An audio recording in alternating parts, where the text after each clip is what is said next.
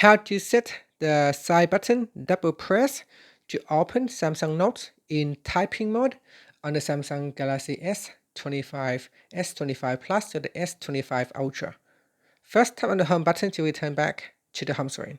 Now from the home screen, swipe down at the top to open up quick settings. In here, tap on the settings icon.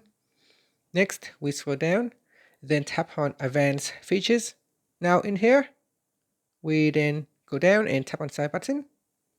Next, tap on double press and then scroll down and select Samsung Note.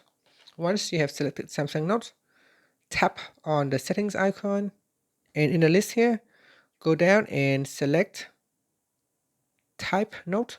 So this will ensure when Samsung Note has opened, it will go to typing mode. Now, whenever you're ready to type, just double press on the side button.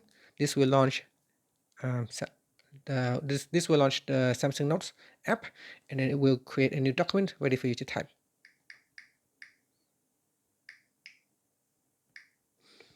A great shortcut. Finally, tap on the home button to return back to the home screen. Thank you for watching this video. Please like and subscribe to my channel for more videos.